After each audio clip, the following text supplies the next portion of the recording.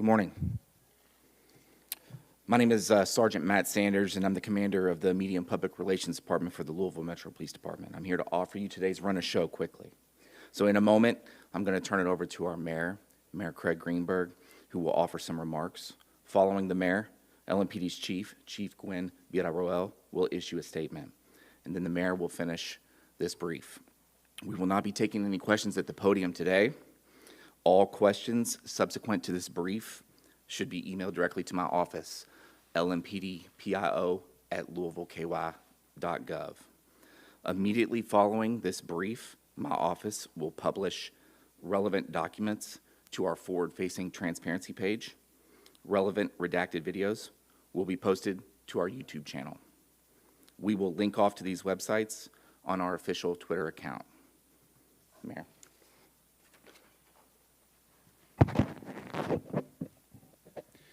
Thank you very much. Good morning. Last Friday morning, our community suffered the tragic death with loss of Mr. Mills just after 5 a.m. in the morning. That tragic death led to a series of very unfortunate events in dark, rainy, and tense conditions.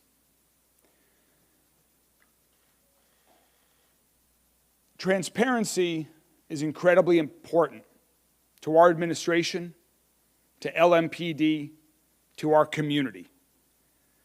Given the importance of transparency, we're releasing some information and some video today, as we committed to, following the tragic events and series of events that happened thereafter. To restate what we've already said, we are not aware at this time of any video footage which captures the initial interaction between LMPD and Mr. Scheffler. We are releasing today video footage at the time of Mr. Scheffler's arrest from 2 video cameras. One of those video cameras is a fixed pole camera that was from the other side of Shelbyville Road, and the other camera is from the dash cam of a police car. At the request of the county attorney's office, any additional video or evidence related to this case will not be released until the conclusion of the legal process. Chief Jacqueline Gwen Villarroel is now going to speak to the investigation of the arresting officer with respect to the lack of use of body-worn camera. Chief? Good morning. Thank you all for joining us. Thank you for your patience as we worked together all available facts regarding this incident. Obviously, it is of great public interest, so we appreciate you providing us the time to ensure that we release accurate information while the judicial process is occurring.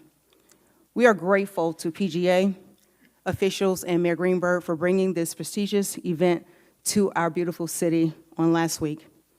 But tragically, last Friday we lost a beloved community member who was working the event. As we stated in our preliminary public message, LMPD expresses its sincere condolences to the family and friends of John Mills, who was fatally struck by a shuttle bus outside of Valhalla Golf Club. By all accounts, we have learned that Mr. Mills was known for his kindness and dedication to our community. His passing has left a notable void in the golfing community and throughout the city. Regarding the results of our internal investigation, Detective Gillis did have an encounter, as we know, with Mr. Scottie Scheffler. Detective Gillis should have turned on his body-worn camera, but did not.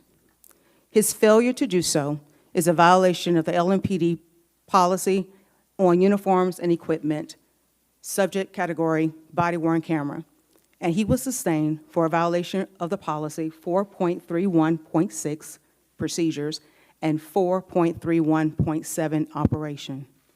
Detective Gillis did not have his body-worn camera operationally ready as required by our policy. he was performing a law enforcement action as defined in our policy.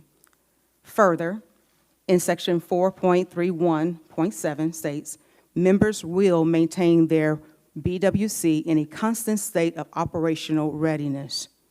Detective Gillis was counseled by his supervisor. We understand the seriousness of the failure to capture this interaction, which is why our officer has received corrective action for this policy violation. This corrective action has been notated on a performance observation form, which is in line with our disciplinary protocol and practices. We respect the judicial process, and we will allow the courts to proceed accordingly. We will not be able to make any further statements as it relates to this matter. At the conclusion of this press conference, as you've already heard, we will release the documents as follows. You will find the investigative findings memorandum by the commander of the unit.